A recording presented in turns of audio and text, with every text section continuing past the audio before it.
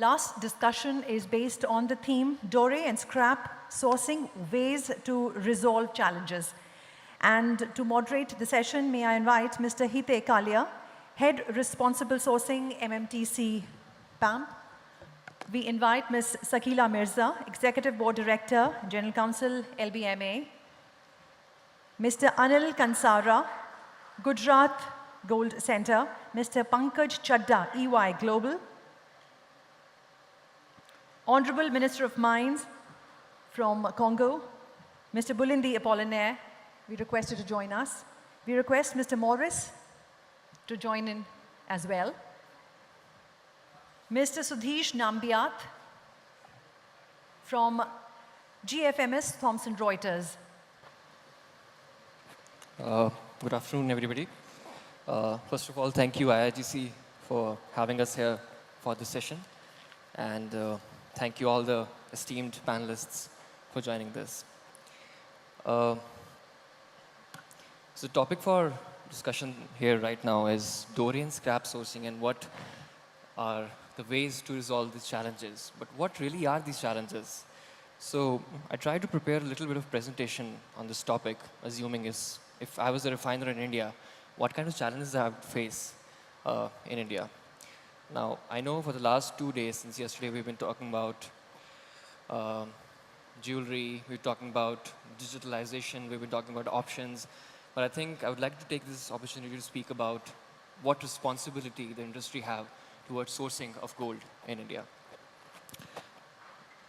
So just a couple of numbers, just to run you through these numbers and tell you what the global supply worldwide is and what is the India share of supply in this production. Of course, I would not speak much about the global supply. Of course, there's a scarcity of Dore all across the world. And India's share of supply apparently was increasing, but it still hasn't reached to a level where we would say it's impressive. And then we come down to domestic scrap. And as you can see, the domestic scrap apparently is also decreasing over the period of time in the last 5 years. So, but what is really happening here? What is the issue here in terms of percentage? Now, we know for a fact that since 2012, since the Dore refining was allowed in India, the number of refineries in India has increased from 3 to 30 in 2016. But the number of increase in refineries has not impacted much to the India's share of supply in all these years. So I think a couple of questions, a couple of interesting questions which really comes around here while we look at these numbers is, why is the Dore supply increasing globally, but supply to India is reducing in share? Why is Dore sourcing reducing despite increase in number of refineries? And why is the demand for gold high, but recycling of gold is declining? Speaking about challenges, now, if I'm an Indian refiner, I want Dore. What do I do? Is there a Dore in this country? No. So where do I look it for? I would approach a large-scale mine. And the large-scale mine is going to ask me all kind of questions. They're going to do all kinds of due diligence on me. They're going to ask for long-term contracts, anticipating fixed long-term shipment plans. And they're going to ask me all kinds of questions which you, as a person, would probably ask your prospective son-in-law for your daughter. And then they would ask me if I'm a good delivery refiner. Is that even important to them? Apparently, being a good delivery refiner is important to them because all these large-scale miners, they would like to deal with credible refineries having these good delivery operations. And since there is scarcity of Dore, they would like to deal with people who are involved in responsible sourcing. And then we have certainly these dynamic market restrictions. Now, what are these dynamic market restrictions? I'm a refiner in this country. I'm importing Dore, I'm selling it. Now, my ability to source Dore is directly related to my ability to sell. And we know very well that in this country, my ability to sell is a lot of times is affected by the local restrictions sometimes government put on me. Now, the point I want to put it here is that my ability to source Dore is directly related to my ability to sell, which is really important to these large-scale mines. So keeping all these things in mind, all these challenges, all these things which large-scale mine put me through, well, let me move to artisanal mining. Let me source from artisanal minings. Let me source this raw material from them.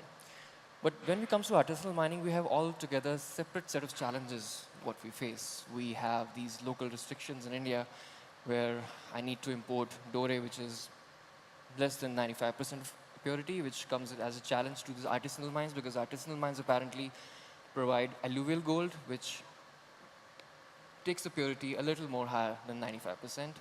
Then my country requires me to have a packing list. The country requires me to have an assaying certificate. So all these things, they are right requirements. They are not wrong. But artisanal mines in operations, they lack to provide all these things when it comes to sourcing. And then, of course, we have a concept called conflict gold. Now, many of you might be aware of conflict gold, but just to quickly brief you up on conflict gold, the conflict gold is where you're contributing to human rights violation, you're contributing to armed force support, environmental hazards, and all those things which are terrible in nature and happening all over the world. So being an Indian refinery, I leave Dore sourcing and I move to refining, my local sourcing. And in India, as you all know, we've been hearing since yesterday, I'm sitting on 25,000 tons of gold. So let me source that gold. Let me take that gold and refine it. But as you've all seen, the numbers in the previous slide, it has also been decreasing since last couple of years. We know governments is taking initiatives to, make sure more and more recycling gold will come in, but that has obviously not been very fruitful.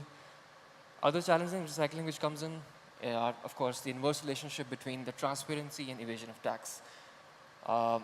Then we have this regularization of KYC procedures for domestic sourcing, which is also a subset of responsible sourcing. Now, I'll come to responsible sourcing in this slide following, but what are the solutions to this challenging Dore sourcing and challenging scrap recycling? The only two solutions I see, and which are being practiced worldwide, is the responsible gold in India and how well you are sourcing this artisanal source Dore in India, and you're making sure that you're following responsible gold. But what really is responsible gold? What is the history of responsible gold? What is my responsibility towards this gold? So there's a history, and that history applies to every conflicted mineral across the world. And we know that in 2003, there was a Kimberley process certification scheme which came into effect and had a huge impact on the industry of conflict diamond. And when we start asking questions about other minerals, in 2011, we came to a point where OECD gave a due diligence framework towards the due diligence on sourcing of gold, which eventually became a de facto international standard for supply chain of gold. Then eventually, not to mention, LBMA, as part of its Responsible Gold Guidance Program, adopted the 5-step framework of OECD and made sure that the refineries who are good delivery refineries are making sure that the gold Dore is sourced by them, or any gold being refined by them, is free from any conflict. And then, which is followed by an independent third-party audit, and then Good Delivery List right now has approximately 70 LBMA gold refiners, which are located in 31 countries, with MTC PAM being the only Indian refinery from India. But where is India in this? Where is India in all this responsible gold? What is the responsibility which comes to it?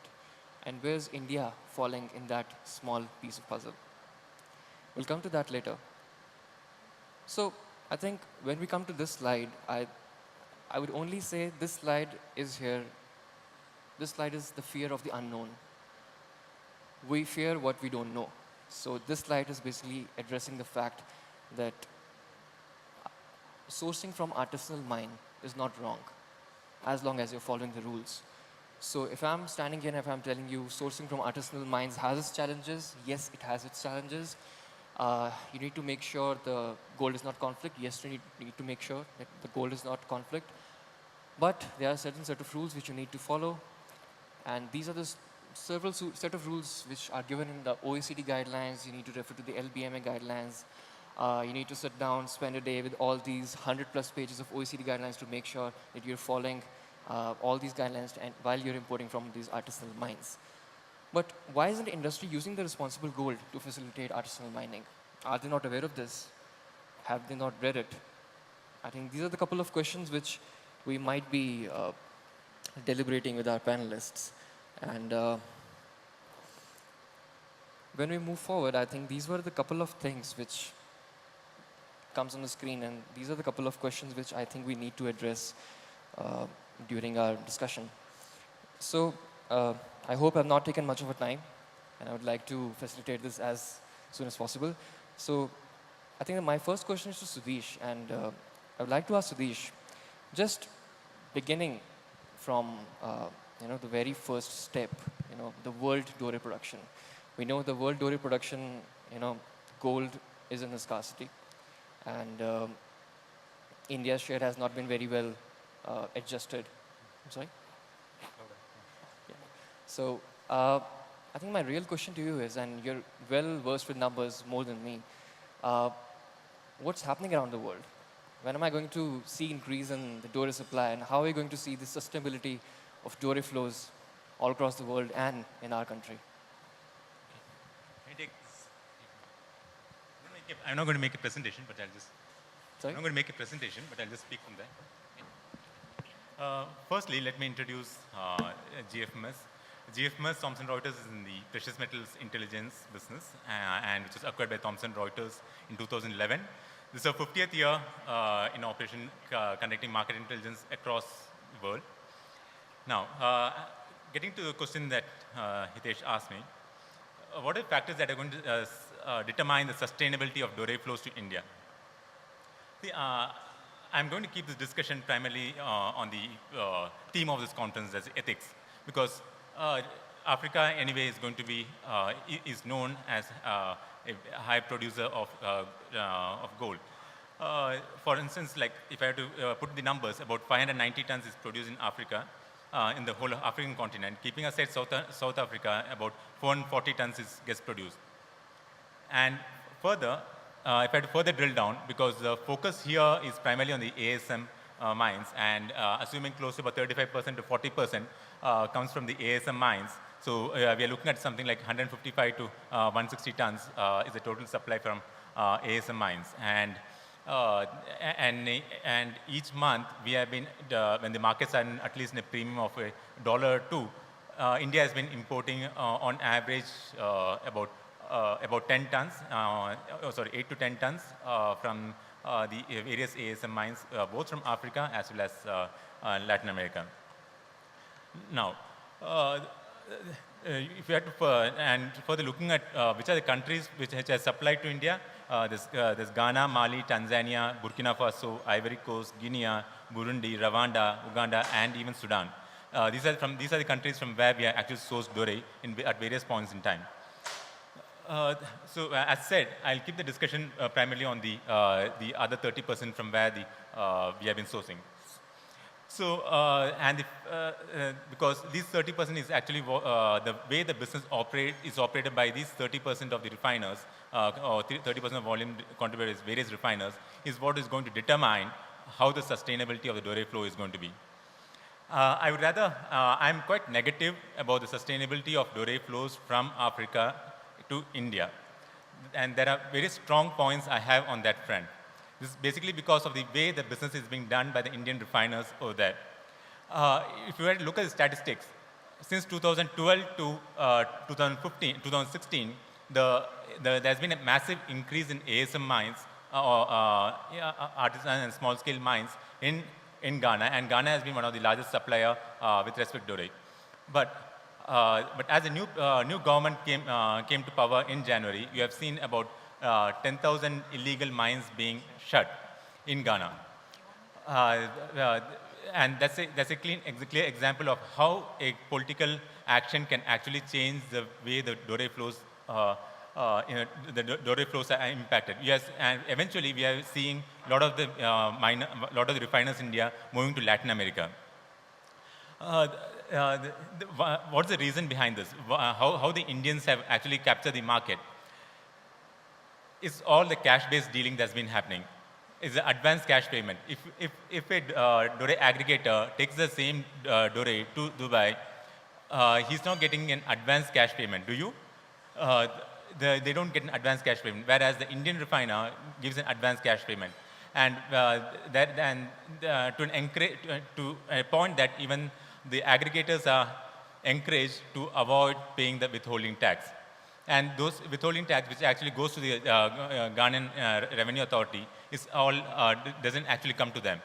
Eventually, what happens over the period, Ghana has been wondering where all the gold has gone to, but they have not got the revenue. you are taken the, eventually the refiners have taken the government to a point where you have a refinery called Gold Coast refinery that's come up in Ghana, which I strongly feel maybe 3 or 4 years down, there could be a strong consolidation within the Western Africa, and all the supplies would rather go to Gold Coast refinery. And the same way, and in a similar fashion, if I have to look at the Great Lakes region, again, the Great Lakes region, I'm seeing a refinery that's come up, and one of the minister actually commented in public saying like, the gold has been smuggled out from the neighboring countries to this country where the refinery is. I would rather have it refined in my country rather than being exported to Dubai. Okay, so eventually what you are seeing is a point of political interest. There's a huge political interest driving the Dore supplies to India, and that's primarily because the way the way the refiners have created the business model.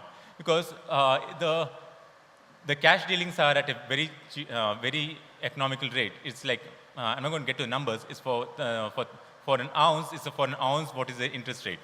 So and at this rate, it's actually doesn't get viable. Okay. And the point number 2, as I said, was the interest to protect the revenue. That is the other main interest why I strongly feel that the flows might get restricted. So if you have to further look at, Egypt has been one of the good mining countries which produces about 17 tons, but there has been least interest among the refiners in India to get there. So,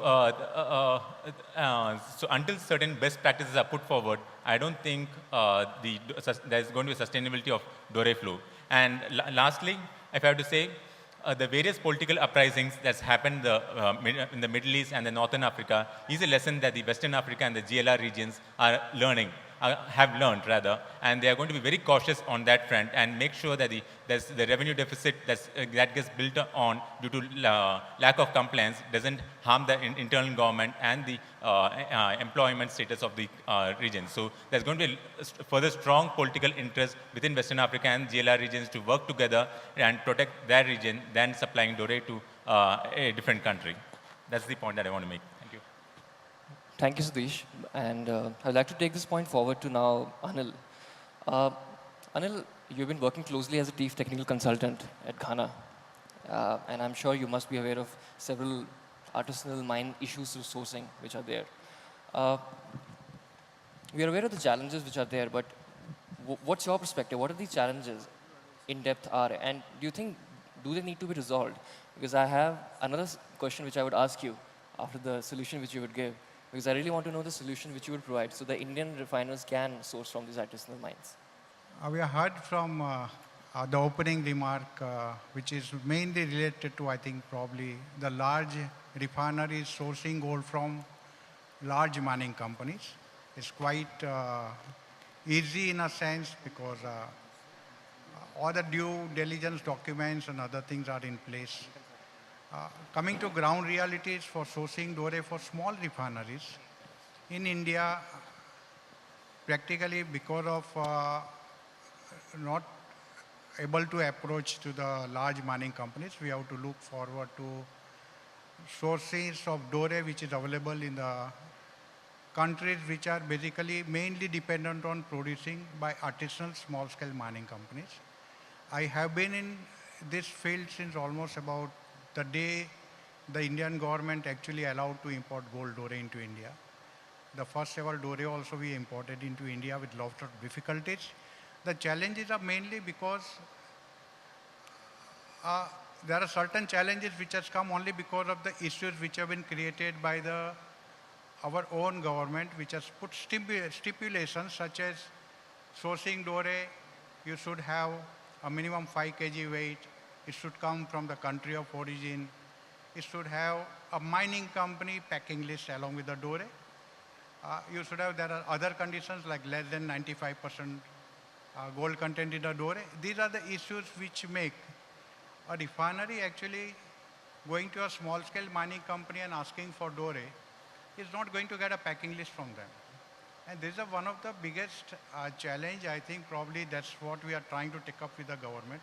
We had done it in the past also. Please, small-scale mining companies are not producing gold to the quantity which we desire to actually import into the country. So they have a limitation. So it's an association of small-scale mining companies. They have a cluster which is producing about 30 to 40 to 50 tons of gold Dore a year. And that is what we are actually approaching to them for sourcing our requirement in India as a small refineries. So when it comes to a stipulation like minimum 5 kg weight or 95% minimum gold content should be there, it should not exceed more than 95%. And the biggest problem is having a mining company's packing list, which is very, very difficult for the refinery to get it. For many other reasons, I will not actually try to go into, but to tell you the fact that the small mining companies will never be able to produce the packing list because they are not exporters. They don't have an export license, first of all. The small mining companies, whatever they produce, the gold, at the end of the day, they go and sell that gold actually to a licensed buyer in the country of origin. The licensed buyer takes that gold to an aggregator. An aggregator combines gold from all those 50 mines together and produces a Dore which is dispatched to India. Now in such a circumstances, if you are expecting that the mining company should have, the India custom basically a law requirement that you should have each and every Dore should have a packing list. The name of the mining company from which that 5 kg Dore has come. So that's the biggest challenge which I face because on and off, these are one of the biggest issues which we face it now to import Dore into India. We have been doing it, but I think there's a difficulty to have such type of large quantity available from a small scale mining company. The second issue is basically what we are trying to say that all this gold Dore being produced in the small scale mining companies. They are artisanal small-scale mining companies are not producing gold on their own. They don't have right to produce gold unless they go to the government and seek a license from them. So the authority there actually grants a license to a small-scale mining company, which is about 25 acres of land. They give it to them because they have a right to do the gold mining there.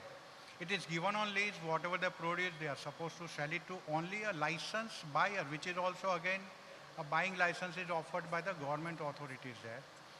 From the licensed buyer, the gold goes to the aggregator. Aggregator is a person who is also licensed by the Mineral Commission or whichever commission is any other country. They have a license to take gold, either purchase or purchase on behalf of a company in India who is actually paying to them to source that gold from the small mining companies and export to us. So even they are authorized. They are also licensed to do that. Okay.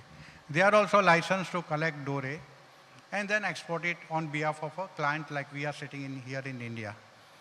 Now, in the process, what happens basically, there are other challenges. So in this case, the exporter also is licensed by the Mineral Commission or particular government authority who allows them to actually export gold and nobody accepts them. There are not many exporters in the country. There are hardly 10 or 15 licensed exporters who have a capacity to source gold, aggregate, analyze, and then export as per the government rules. All the documentation procedure is in place. Then only the gold actually comes to India. The problem, other problem with these people, sorry to say that, but normally the gold which India people are facing as a sort of a challenge here. One was I said, now say minimum 5 kg of weight. Now what happens actually, or 95%, less than 95% gold content should be there.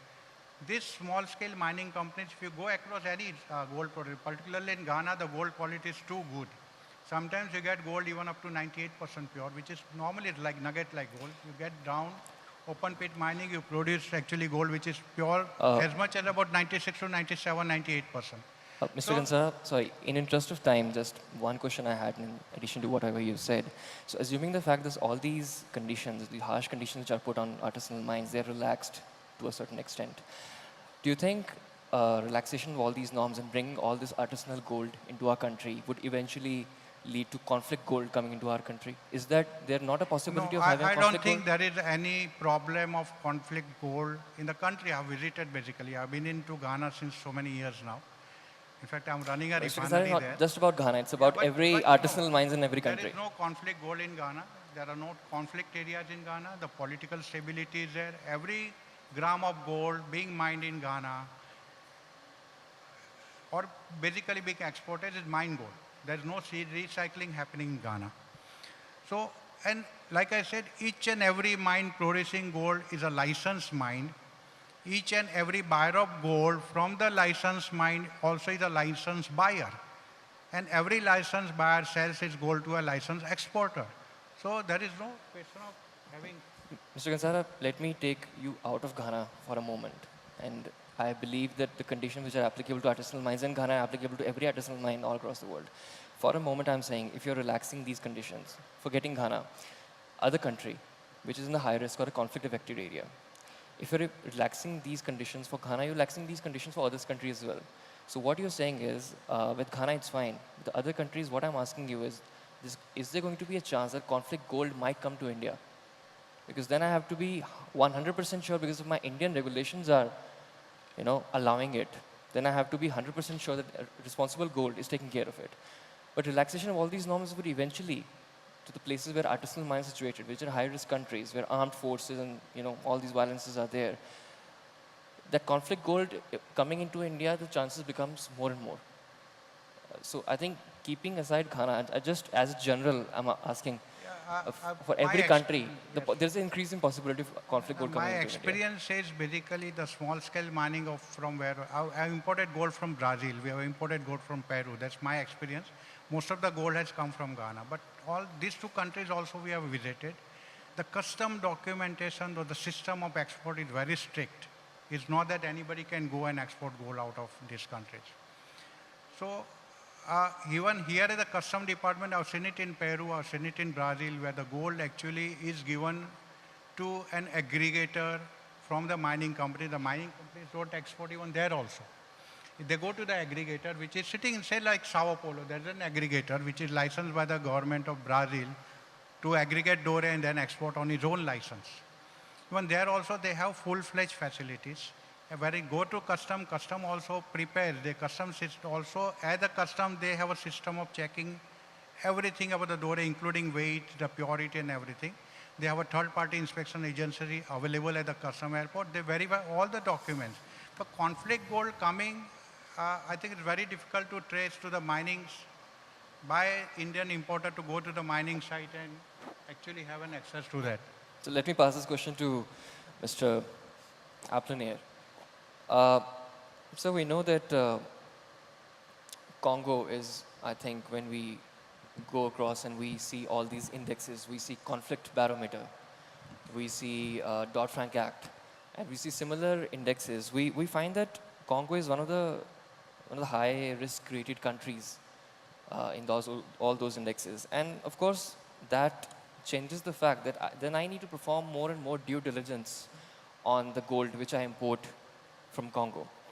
Now, as a minister from Congo, what assurance can you give to our Indian refiners, and what assurance can you give us that the gold which comes from Congo is free from any conflict, keeping in mind the high risk rating that Congo has on all these indexes? Les assurances, nous avons des garanties parce que la République démocratique du Congo est membre de la CIRGL.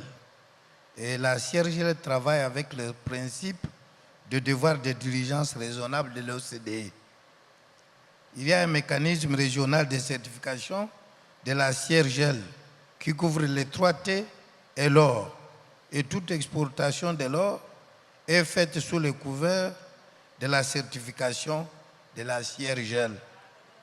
Sans la certification de la CIRGL, aucun gré d'or ne peut arriver ici en Inde. Mais ce qui nous a fait venir ici, c'est parce que nous avons de grandes productions, de grandes quantités de production d'or.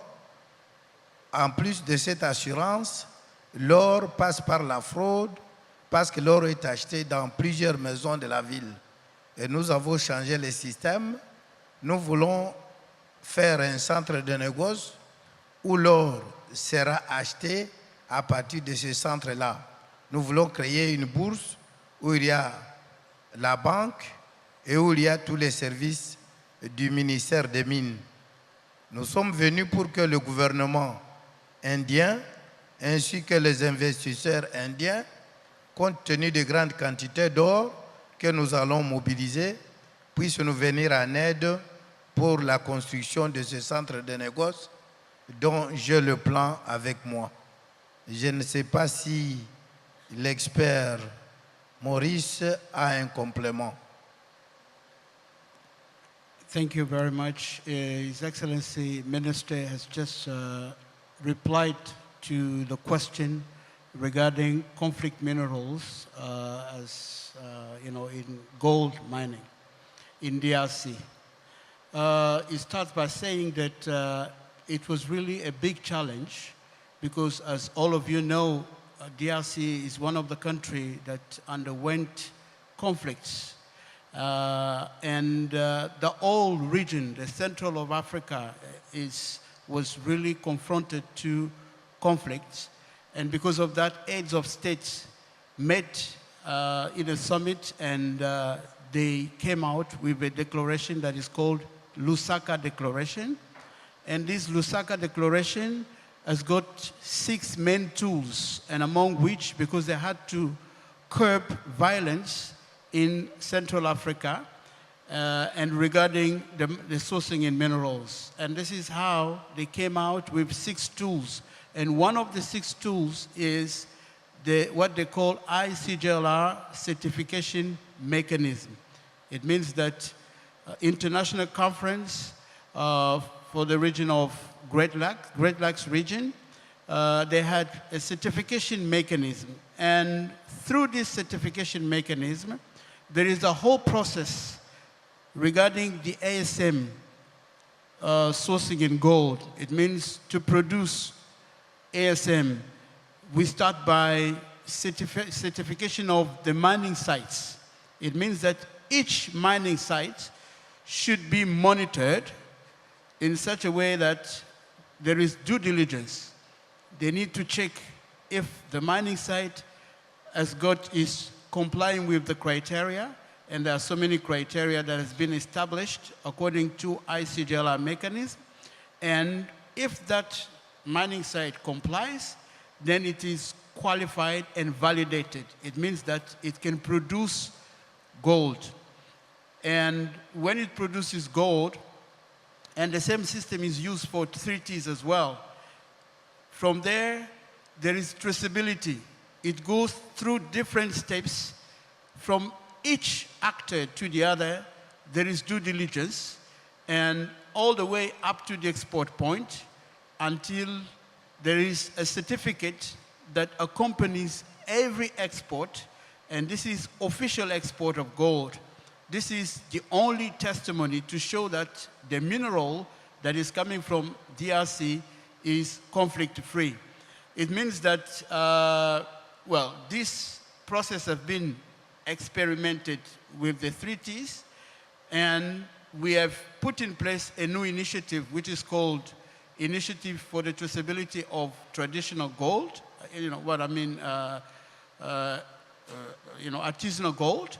And this initiative is being piloted with Tetra Tech USA, and we also have OECD involved in this initiative because it is with the help of OECD that we have been able to put in place that initiative. And soon we are going to export artisanal gold because so far we've been only exporting industrial gold. Artisanal gold is starting soon thanks to that initiative because there is due diligence through the whole process.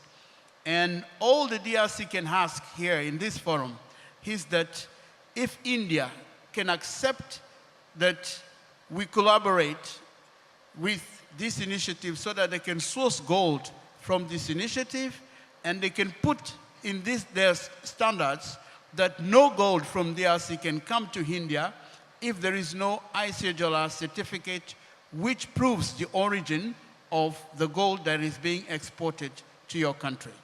Thank you.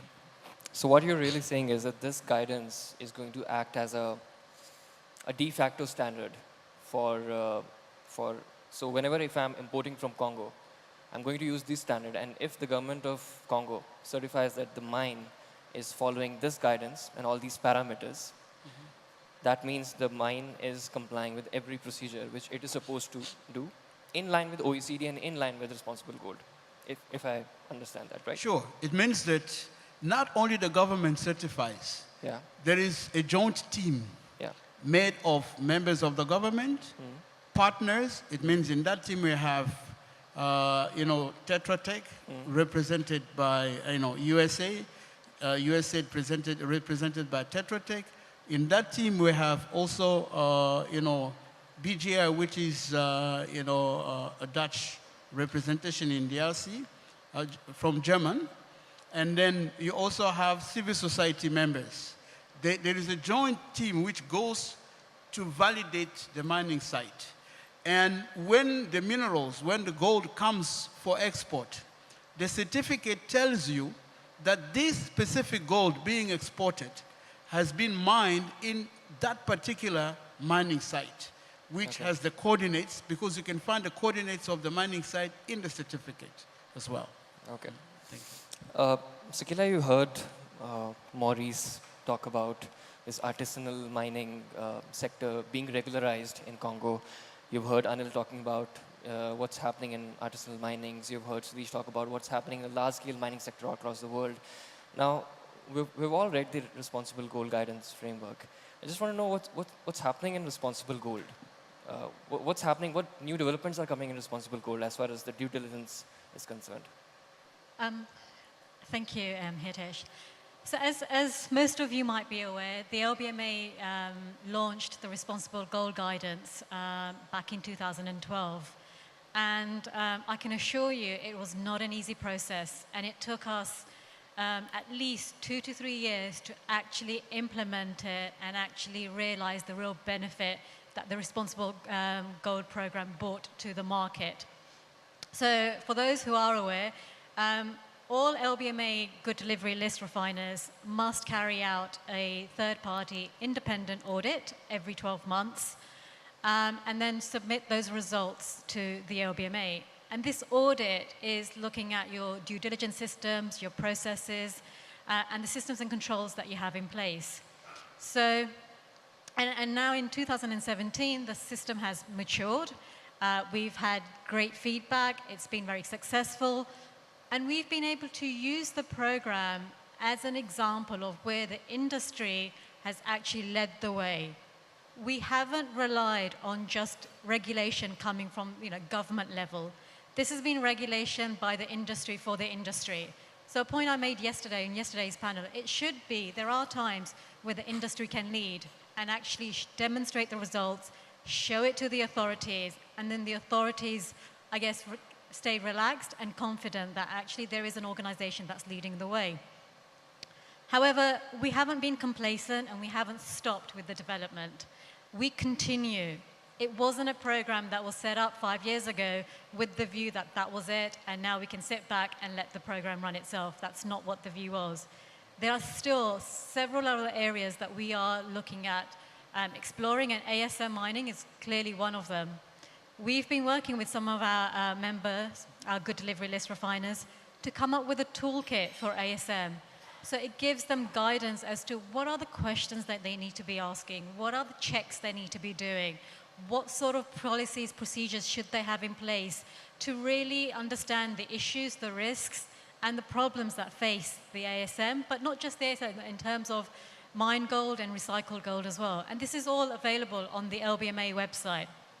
As far as the ASM is concerned, that's still work in progress, and that's good work in progress. So we are still working on that with the view that we will have some toolkit out there for the industry to use. And when I say industry, it's the international industry. It's not just for the London market. Everything that the LBMA has done and is doing, it is in the interest of the global market.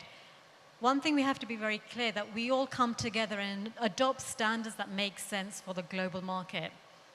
And actually what's been interesting from my perspective over the last day and a half has been the regular use of the term regulation and the regulatory environment, due diligence, KYC, responsible sourcing. I've pretty much heard those terms in all panel sessions that I've listened in on. And actually, it's very reassuring that everybody is very interested in these topics, understand the benefits that these areas will bring. So positive messages I've been getting back, but it's now time to do something and to demonstrate. And again, I've heard some next steps being discussed, and I've heard a lot of sort of enthusiasm, willingness to put those next steps in place. And this is all the sort of the roadmap that the LBMA has also been on. We were not there where we started and we had everything done overnight. It took us several years. But one thing that I would sort of like to sort of wrap up on is regulation certainly helps. It gives confidence, it gives trust, it provides a minimum standard to the market. And it also allows people to provide a level playing field. But one thing to be careful of, over-regulation can be crippling and damage the business. So you've got to strike a balance between regulation and over-regulation. And I think where we are with India, we're still starting on the regulatory side. So, we need to put those policies, procedures, consolidate in some ways, provide more transparency in some areas, and get to a point where the international market has the confidence that India's got a lot of systems and controls in place that are transparent. But I think we need to be careful that we don't end up in a place where we over-regulate, because this is a challenge that we've been facing in Europe, where we've been arguing with our regulators and our government, do not over-regulate our markets, because if you over-regulate, you will damage businesses. So whilst you're on this journey, just make sure that the balance you strike between regulation and over-regulation is right. And that's a huge challenge. It's not an easy task. So again, for those who are interested, love to share our experiences at the LBMA and the journey that we've had and the journey we continue with. And I'm around sort of for the rest of the evening to share some of our experiences, because I understand this panel doesn't have a lot of time left. So thank you. Yeah. Let me go to Pankaj now, because after we've heard the industry, after we've heard the local industry, after we've heard what's from Congo has to say, what LBMA has to say, I think eventually it all comes down to you. You're the final guy who see the real papers, what the people are doing, what sourcing is happening. You're the guy who ticks each and every paper when it comes to due diligence. So when it comes to you, I think a certain degree of a level of judgment management follows when they're doing a due diligence. And then you, as an auditor, you have a certain level of judgment when you audit the due diligence which the management is doing. So what kind of, from an audit challenge perspective, what challenges you see in your mindset and the management's mindset to follow the responsible gold? Right, so thank you, Hitesh. So we're very short of time. So I think 3 or 4 things I'll say. I've been listening to the other sessions as well. Just to contextualize, I think what we've heard on this panel is really, the various regulations that have already been put in place, or the gaps that regulators have, and what needs to be remediated. I think what we've not really debated is the context of self-regulation. I think, and that's what when he is asking me the question on what do we look as auditors, I think the first is to look at the management mindset, which is what drives self-regulation, which is what drives your purpose of why do you want. I think as Sakila said, benefits of what you want to implement have to be first seen by the management. I think, and then you drill it down to the entity level, and from entity level to the process level. So I think that's the 3 stage. And I think what I see in most of our experiences, particularly when you look at markets like India, where entrepreneurship is at the top, I think most of us as entrepreneurs would tend to take the shortest possible route rather than sometimes a longer and more sustainable journey to get global acceptance. So I think that's what, in my mind, is a bit of a challenge. A couple of other comments. When you start looking at findings, many times we do not accept certain types of audits simply because we don't see the management intention to implement controls, processes, rules, regulations in spirit. It is more a tick box approach. And I think that is something that will never work. Many times you feel that companies would tend to deflect it to a third party rather than taking responsibility themselves. So I think that's one reason why I'll tell not to do it is very difficult to audit those companies because you will always find ways of not complying or complying only for a purpose of placing a text next to it. I think that's one sort of side. The second side is to say that, look, when you want to implement, you do not necessarily need to see what regulators are telling you to do. You have to raise, it's like setting a gold standard for yourself. Say, look, if we want to be in this business, we want to be doing something, let's just set standards at something that is acceptable to all our stakeholders.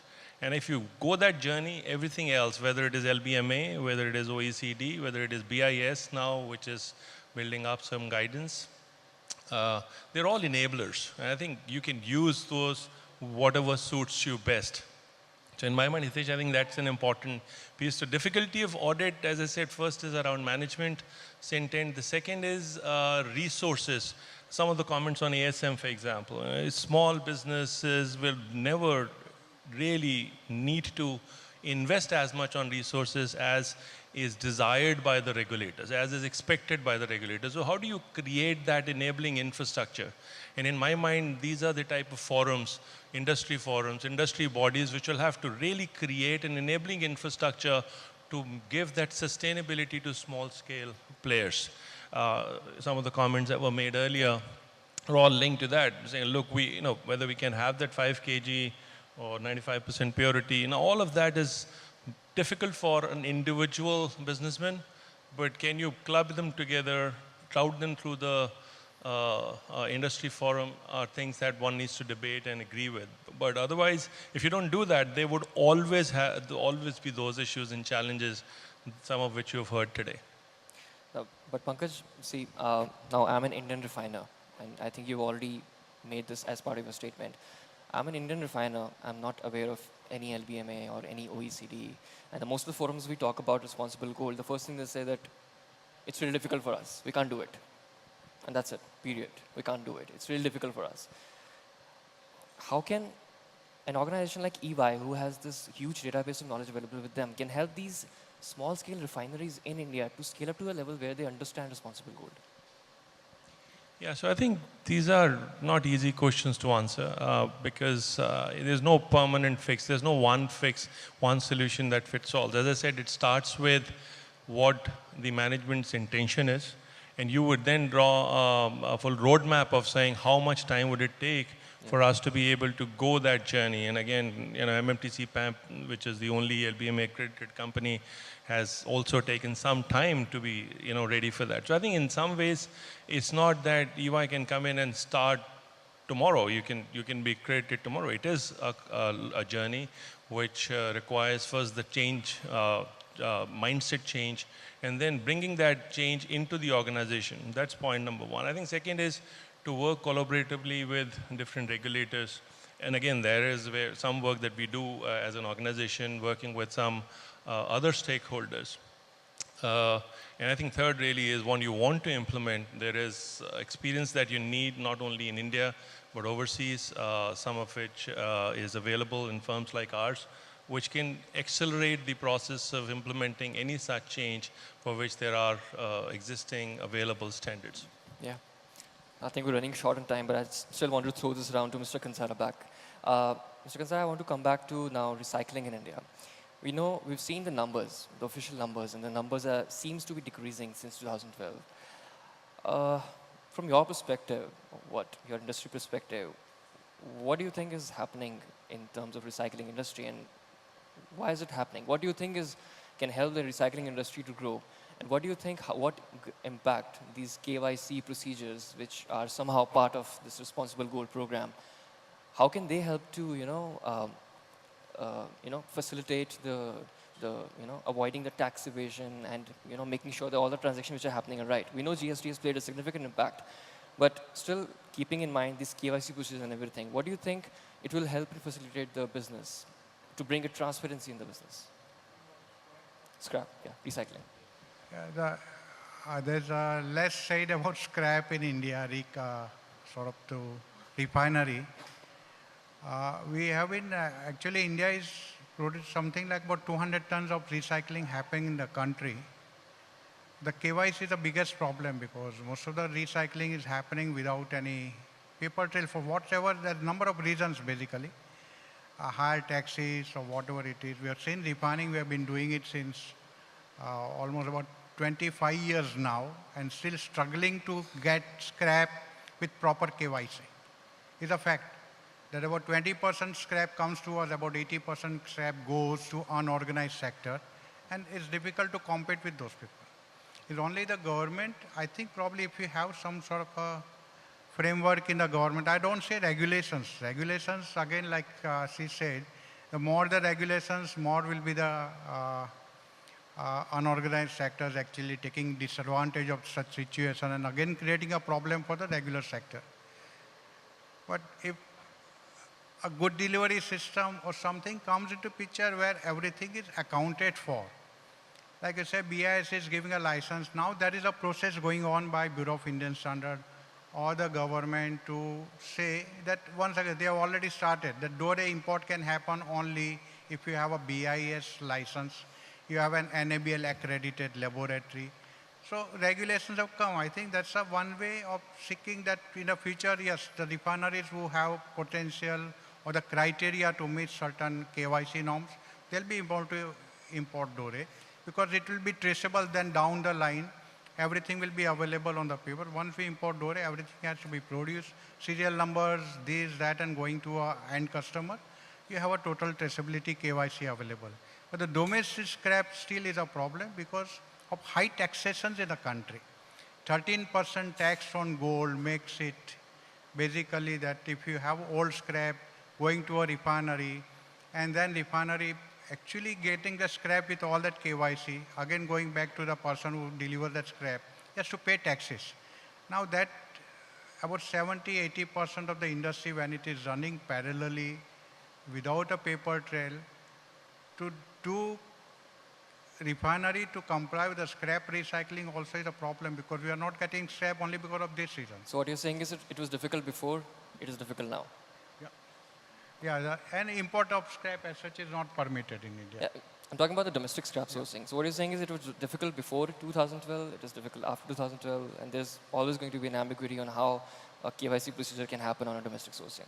Yeah. So what you're saying is if I'm a purchaser, so for example, if I buy a commodity in the market, if I get to know, if I'm not aware if that commodity is legal or not, let me give you an example. I go out in the market and I buy gold from someone or I buy a car.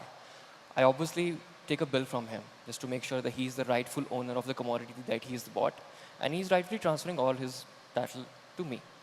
Now what you're saying is that you can take scrap from other people without even knowing where the scrap has come from, and that has not changed before and that will not change now.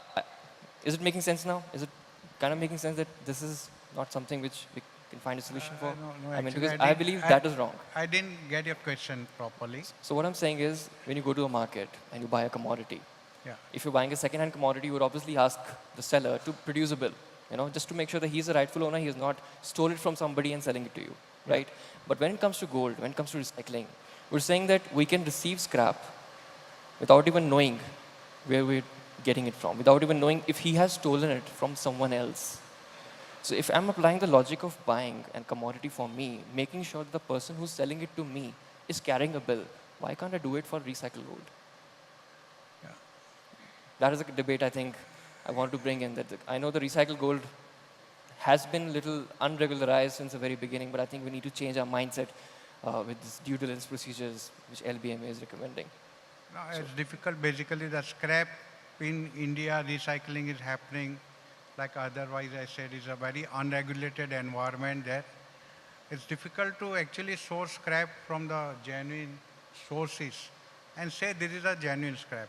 We cannot identify whether the scrap has come to a refinery, the producer of the scrap where from it is generated, has all that it's come from proper KYC norms. Sakila, your thoughts on what he's saying regarding the domestic sourcing of gold, on how the regularization significantly needs to improve in India. We're talking about this LSMASM sourcing, how it can be improved, but what he's saying is the regularization of recycled gold in India is still a long way to go. I mean, again, I mean, I'm not an expert on the Indian market, so, you know, I take your word for the fact that you've still got a long way to go. And from what I can see from the outside, I think you do have a long way to go. But what I think the Indian market needs to understand that there are other examples out there. Now, I understand you need to tailor that to the Indian market because the Indian market is quite a unique market. You shouldn't just lift the rules in another jurisdiction, copy and paste them, and just make it work. That's not how regulation should work. Regulation needs to be tailored to your specific needs and requirements. But you don't need to do this alone. You can look at examples, you can work with other organizations out there to understand what are the challenges that they faced and how they overcome those. So yes, I mean, whilst there is a long way to go, I think the intent and the willingness is there to actually get there. Nothing happens overnight, but you need to start the process today and have a roadmap for 5 years, 10 years, 15 years, and objectives and clear procedures to understand how you're going to achieve those objectives. So I think what a lot of people get put off by is this term, we've got a long way to go, it's a long road, it's stressful. Actually change that mentality. We are going to get there, and we're going to do this, and we're going to make sure we do this in a way that makes us a leading competitor in an international market, and then watch yourselves get there a lot faster. We've already run way behind the time. Still, is there any question from the audience? If anybody wants to ask anything, any question on responsible gold, OECD, artisanal mining, anything? This one is for Sudhesh. Sorry, it's not about responsible gold. It's not about scrap. Sudhesh, I've always wondered where you get your data for your analysis. Because you seem to be the only one that has it. And therefore, the entire industry looks forward to whenever you issue it, whether you issue it monthly or whatever. And my take is that your accuracy level is phenomenal. Now, I don't want to have a trade secret from you, but it'd be nice to know, how do you get all of this? I'm not going to comment on how do I manage to get it, but it's been, as I said, it's been 50 years we are on this market intelligence. So that's our specialty. The same way you are a specialist in refining and gold trading, we are specialists in You're going to data dodge mining. this one, huh? Or information mining. Okay. I think we've had a lot of discussion on responsible gold already. And Hitesh, sorry? I want to share this secret, which he is not disclosing. I'm here. Oh, sorry. I want to disclose this secret, which he is not sharing with Mr. Khosla. All these informations he has collected at the cost of his hairs. Lost all of them, collecting the information. So that is where it is coming from. So you can see this is what happened to me after I read the entire OECD and responsible. You're working with Mr. Khosla, no? Yeah. That is the hazard. I'm not sure if that's a compliment. No compliment. Okay. Mr. Khosla is my guru also. Okay. So let me throw one question to the audience since nobody's asking any question. Sorry? My question goes to Sidish. Yeah. If I got you right, you did mention that Ghana has taken away 10,000 licenses Little from louder, small-scale miners. And I would like to find out the source of that information. Little louder, sir. The source of information for the figure you quoted as licenses that have been withdrawn from small-scale miners in Ghana. You quoted it as 10,000, if I got you right. Okay. The source of information.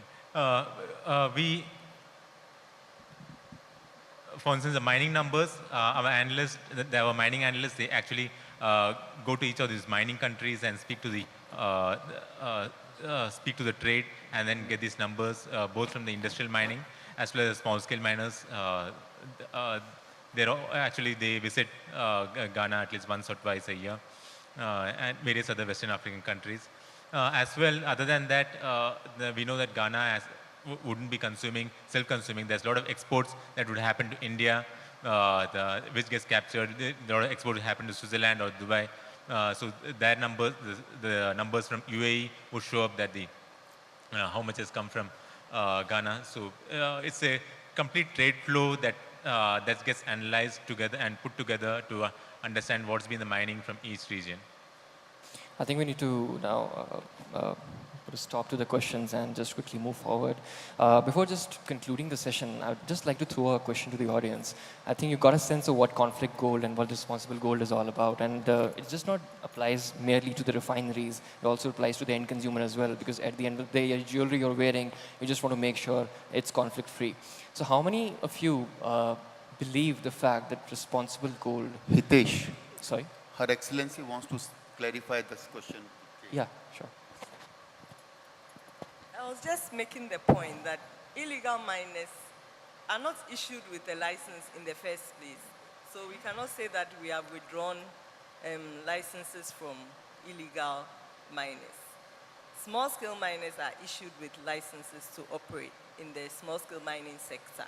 Yeah. And if during the course of their operations we identify certain issues which they have to address, then we give them the opportunity to rectify the anomalies. And if they do so, then they continue with the operations. If they don't, we may withdraw the license.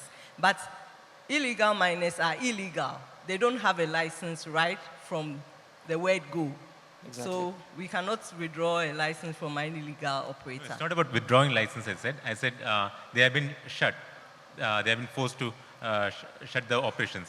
Okay, that would be correct. This year, we introduced a moratorium on small-scale mining, as well as illegal mining, that all activity in the small-scale mining sector should cease for a period of 6 months as we try to take steps to sanitize their operations. We did that because we know that the illegal mining activity is adjunct to the small-scale licensed operators. So in order to attack the illegal miners, we have to actually shut down the small-scale licensed operators as well, which is what we have done, and we are taking steps to rectify the sector. Yeah. Exactly. So how many of you believe responsible gold would make a change in India if applied? Quick raise of hand. Please. Whether it's full or is it down? Well, if some of you people are not aware what responsible gold is all about, I would recommend you meet me after this session. And with this, I would like to conclude this session. Thank you so much, panelists, for this great interactive session. I would say there's a saying, with great power comes great responsibility, but when it comes to responsibility with great quality comes great responsibility. And with that note, thank you so much, panelists, for being here. Thank you to the audience for this interaction. Thank you so much. And thank you to you, Mr. Hitesh Kalia, for touching upon those very key issues and bringing out those valuable suggestions from our panelists, esteemed panelists, and of course, sharing their experiences would definitely benefit us in a number of ways. Thank you so much. And at this moment, I would request our moderator, Mr. Hitesh Kalia, to present mementos to all our panelists. We start with Mr. Bulindi Apollinaire, Honorable Minister of Mines from DRC. Very, very valuable suggestions and your insights. Thank you so much. We would like to present a memento to Mr. Morris, to Ms. Sakila Mirza, to Mr. Anil Kansara, to Mr. Pankaj Chadda, and to Mr. Sudhish Nambiat. And we would like to invite Mr. Sami Abu Ahmed from Al-Ittihad to join us here on the dais. And we'd request you to kindly felicitate our moderator, Mr. Hitesh Kalia. Thank you.